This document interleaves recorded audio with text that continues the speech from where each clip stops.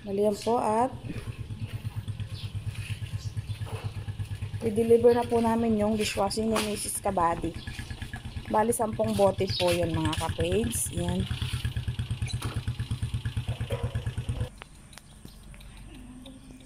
Maliyan po at nandito na tayo sa bahay ni nila Mrs. Kabady. Yan natin. Natin na Mrs. yung dishwashing na. Ito mga ka-page at ito po ikarugtong ng ating video. Punta po kami sa farm nila. Yan mga kapit, bali nga po, tag-inipit po tayo sa farm nila para mag-spray po tayo mga kapit. Yan, dala tayo spray. Baka hindi na-charge yung chargeable na spray, yun na yung nakahanda tayo mga kapit. Meron tayo dalang manumano.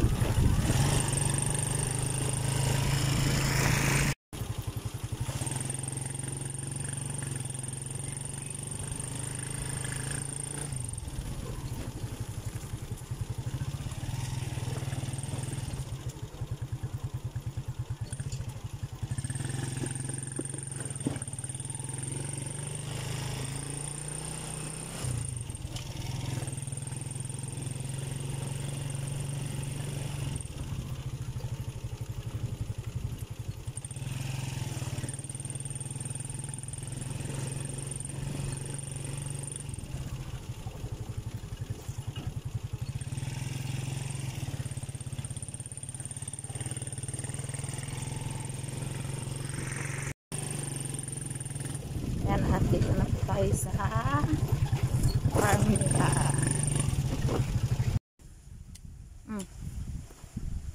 Yan, gambul-gambul muna tayo mga kapage. Tuloy natin yung natin at sitaw. Habang hinihintay natin yung gamot para pang-spray para sa mga sili.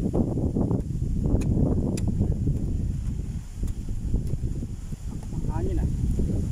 Buhang babagsak ng ulan eh. Parang hindi tayo makapag-spray ah. Ulan, hindi ako pag-spray.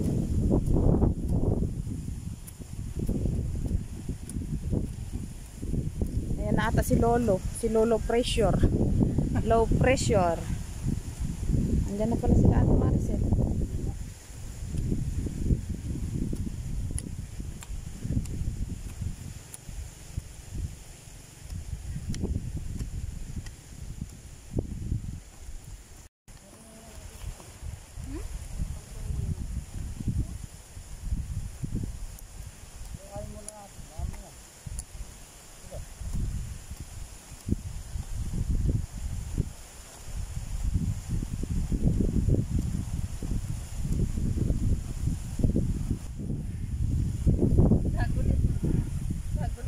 Bali, antabay muna tayo sa panahon mga kapits. Bago tayo mag-spray, yan parang dumidilim po yung langit eh, no? Makamasahin lang yung gamot natin na i-spray. Antabay lang po tayo. Habang inaantabayan na natin kung uulan na o hindi. Yan, tanim muna tayo uli ng sitaw. Medyo mahaba-haba din ito mga kapits pagka natam na natin to. Hanggang doon.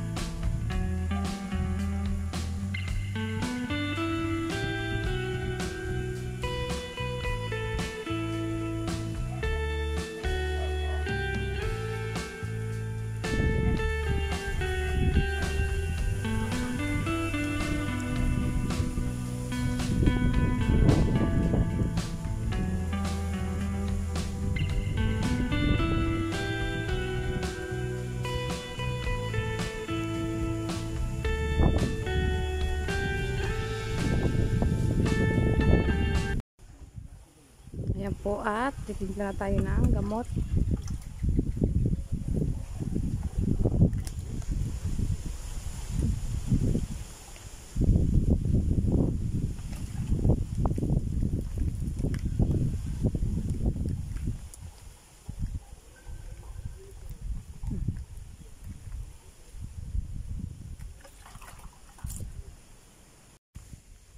Yan po at start ng mag-spray si Kapage.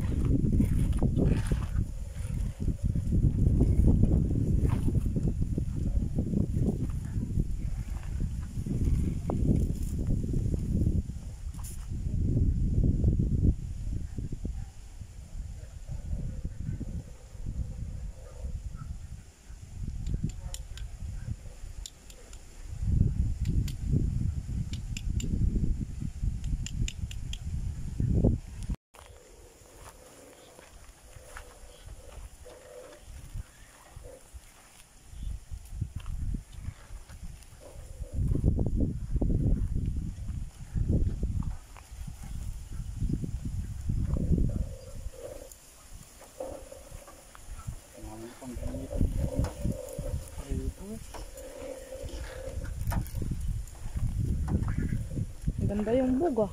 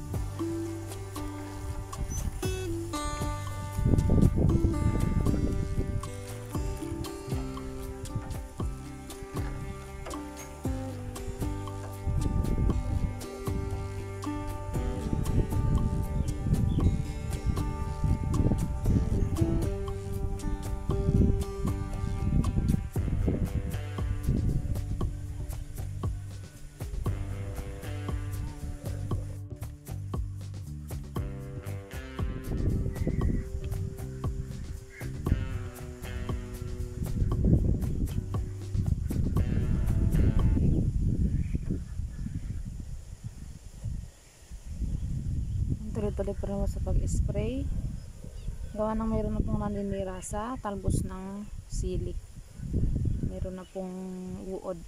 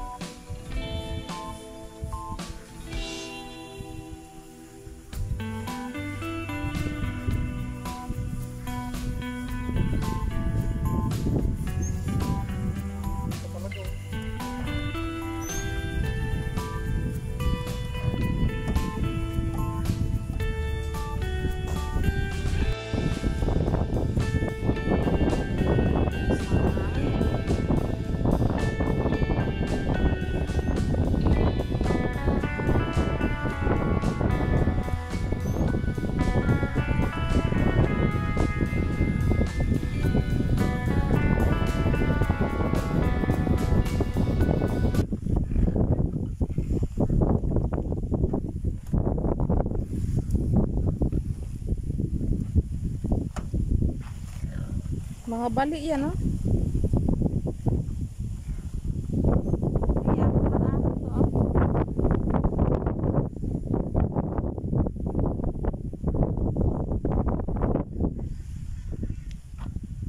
May naghabulang aso dito, biyo.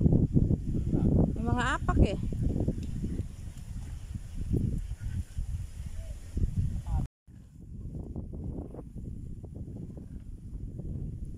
Yung gawi po doon, ilang piraso, yan o. Mga bali po mga kapage, yan o. Wala nang tanim. Nakaaso po yung naglaro dito. Ayan na nga putol. Sayang, lalaki na po nila.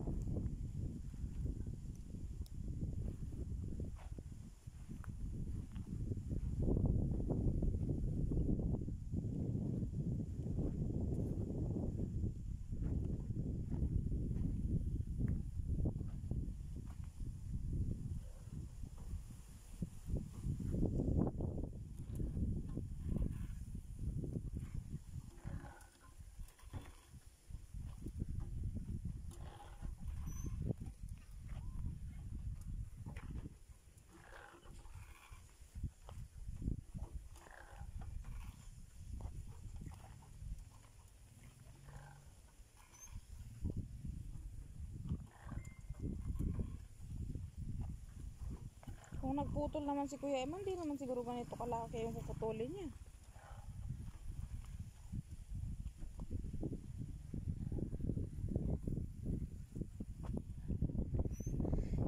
Ayan yung uod, Bi, oh. Uod. Hmm.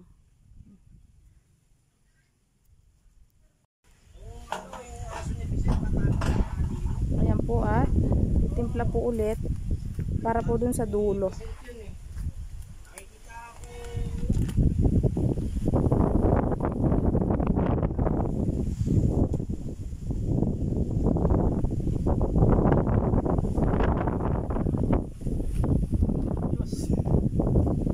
Powder yan siya.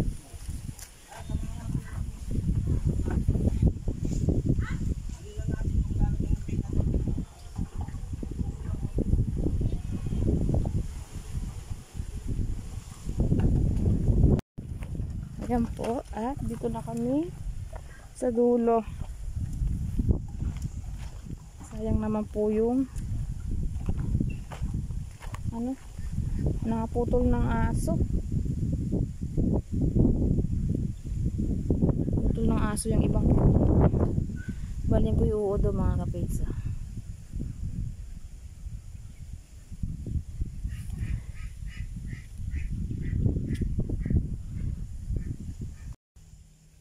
Yan po yung naninira, oh.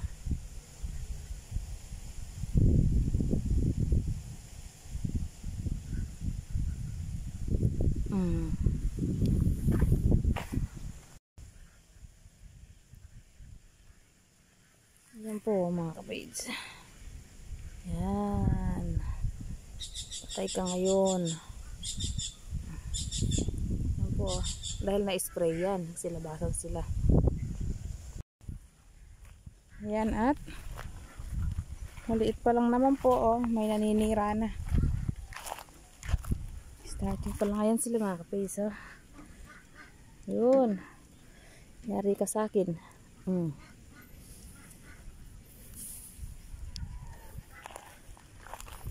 Hindi po lahat, pero baka po kasi mas dumami sila. Ayan po, nagtatago sila sa likod ng sili.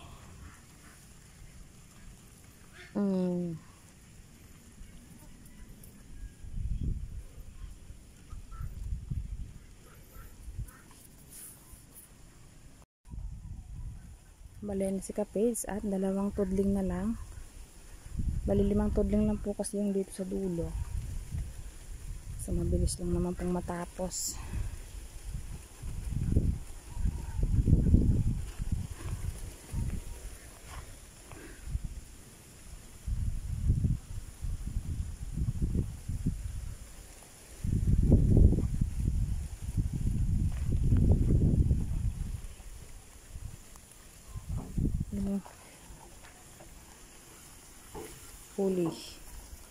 Huli pero di kulong.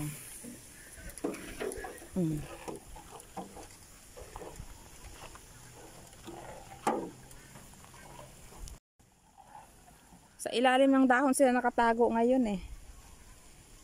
Sinisilip ko yung mga dahon. Araw ko iniwan ko.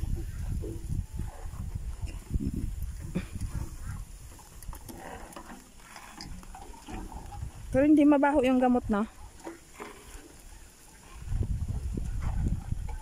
Ano ba yun na mong in-spray?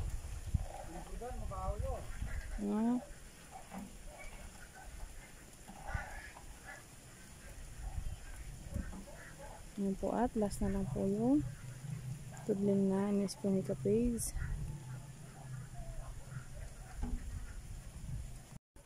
Yan na, tapos na ba mga Kapage? Kaya lang ng konti bago umuwi. Uwi po kami agad gawa ng magre-ready kami ng kahoy na panggatong para doon sa order na bibingka ni Tita from US. Thank you po Tita sa pag-avail.